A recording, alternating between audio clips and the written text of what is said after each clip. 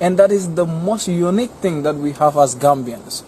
Like, we interact with one another, we live with one another. It doesn't matter how big the family is. We share everything, no matter how little it is. And people are content with that.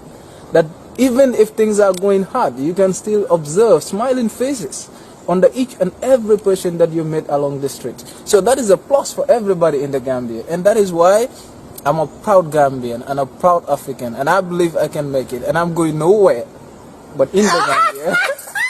Nobody is going to do it for us. That's right. If we are all running away, when are we going to make it? We have to stay in Africa, develop in Africa, and then show to the world that Africa have a better image than the one they portray in the West.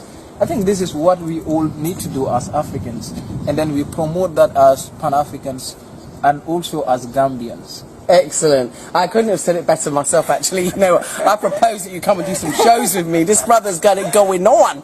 Yeah. But seriously, I think that the misrepresentation of Africa has, it permeated my brain, and I knew, because I was coming from a Pan-African background, but still, the images are forced upon us. So I think you young Gambians have a responsibility to show the other side of Gambia, the Gambia that, we diasporians and many people in the West don't see. They just don't see it. Exactly. I think that is the work of the academics.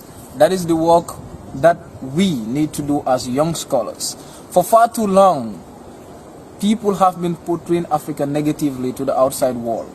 And we know that that was done by individuals whose sole aim was to dominate Africa, to exploit Africa's resources, and then to continue to colonize us politically. Now, our role as academics, as young scholars, is how do we make sure that this picture is changed from the literature itself, going back to rewrite the books, to rewrite the history of Africa, and then to show to the world that we have a better image that the world is actually seeing as of today. And then you also come to realize that we need to invest in Africa, because foreign investment always leads to capital flies and etc. Because people who come in and invest, at the end they can take all the resources, and then you come to realize that it becomes another challenge for us. But when Africans invest, the money stays in Africa, which is a plus.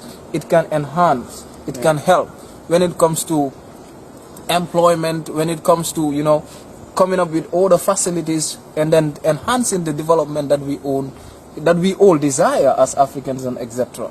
I think that is what we need to do as we speak, and that is what we all Africans need to be thinking into that particular line, like trying to see how we can repent that particular picture shown by the outsiders about Africa. Because in fact, let me tell you, there was this quotation that I read. It was actually done by a British parliamentarian, Lord Macaulay, in 1835. He speaks about Africa, and then he said, in order for the West to dominate Africa, they need to overthrow our very backbone, and that is our education system.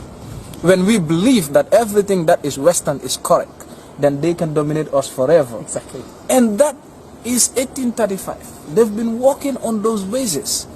So today it is high time, because we know the realities. Let us try to rewrite the history. Let us try to work again and attract investment in Africa by Africans.